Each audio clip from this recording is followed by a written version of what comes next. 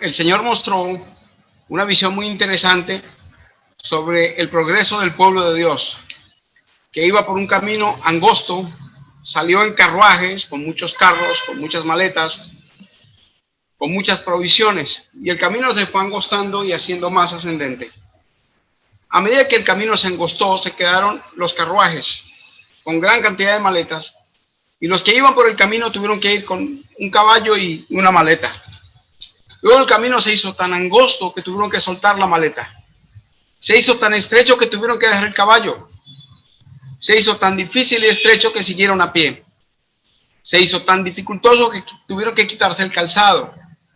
Se hizo tan difícil después que tuvieron que quitarse los calcetines o las medias. Y luego, descalzos, sostenidos de cuerdas desde arriba, con los pies sangrantes. Cuando se dejaron los carruajes, unos se quedaron. Cuando se dejaron los caballos, unos se quedaron. Cuando se dejaron las maletas, el calzado y las medias, cada paso alguien se iba quedando. El pueblo adventista empezó con un camino muy ancho. Al pueblo adventista se le permitió comer cerdo al principio. A los pastores como Andrews se les pagaba el sueldo con kilos de jamón, que es carne de cerdo.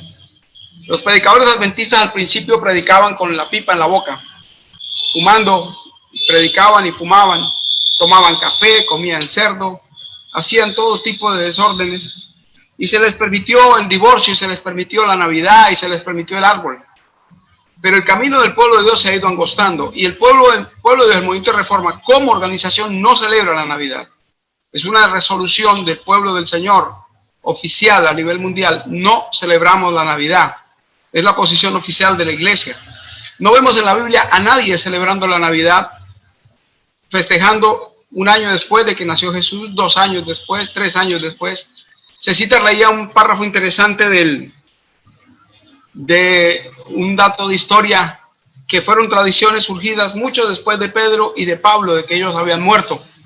Entonces, vemos que hubo personas que estuvieron atentos al día que nació Jesús, celebraron la venida del Salvador, pero nadie lo festejó al año, a los 2 años, a los 30 años. Jesús nos reiteró: celebren mi nacimiento. Él lo único que dijo es: cuando ustedes conmemoren mi muerte, harán esto. Tomando pan, lo bendijo y lo multiplicó. Tomando la copa, dijo: esta es mi sangre, que es derramada por vosotros, la sangre del nuevo pacto. Lo único que estableció para conmemorar fue su muerte, no su nacimiento. Entonces en la Biblia no tenemos orden de celebrar la Navidad. Elena de White lo hizo, era una permisión como adventista en el camino ancho, que se fue angostando, pero ella ya murió, ha sido dado más luz al pueblo de Dios. Hoy ya no tenemos que estar en la luz que estaba hace un siglo, hace siglo y medio, sino en la luz progresiva que ha recibido el pueblo de Dios. Y el pueblo de Dios en ese progreso no celebra la Navidad. Posición oficial del Movimiento de Reforma como iglesia: no celebramos la Navidad el 25 de diciembre. No realizamos arbolito. Si ustedes leen ese capítulo de la Navidad en Hogar Cristiano, los fideicomisarios adventistas tendenciosamente, intencionalmente, organizaron los párrafos no por orden de fechas, no por orden cronológico, sino de acuerdo a su conveniencia. Primero colocan el párrafo donde dice: Jesús no nació el 25 de diciembre, que yo cité al inicio de mi tema y al final del mismo. No es seguro que ese sea el día del nacimiento del Salvador.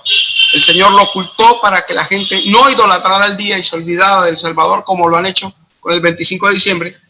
Y más adelante colocan los párrafos del árbol en el contexto en que ya menciona el hermano Vicente, que eran para pagar las deudas en ese momento de unas iglesias adventistas.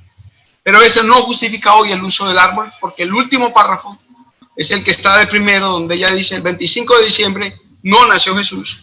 Y ya hemos visto que el árbol es netamente pagano, y por lo tanto un símbolo pagano y satánico no puede estar en la iglesia de Dios ni en las casas de los hijos de Dios. Por eso nosotros hoy, en la luz progresiva que tiene el verdadero pueblo de Dios, que va en el camino angosto, que se irá angostando más, no tenemos arbolitos en las iglesias, no tenemos arbolitos en las casas, y no celebramos la Navidad el 25 de diciembre. Que Dios nos ayude y nos bendiga. Amén. Muchas gracias, Osquita, por esta contundente respuesta. Quisiera finalizar con una frase y un pensamiento. ¿Qué significa Babilonia? Significa confusión. Realmente hay muchas personas confundidas en esta fecha porque como tal la Navidad es una mezcla de costumbres, de doctrinas paganas mezcladas en el cristianismo por la historia.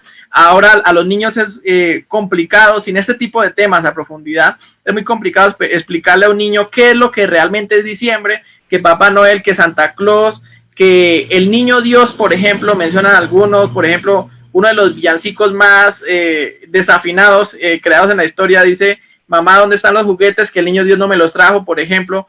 Cuando entonces se mezcla el niño Dios con Santa Claus, y hay una confusión tremenda y terrible de cristianismo con paganismo en estas festividades. La pregunta es, ¿qué haremos como pueblo de Dios?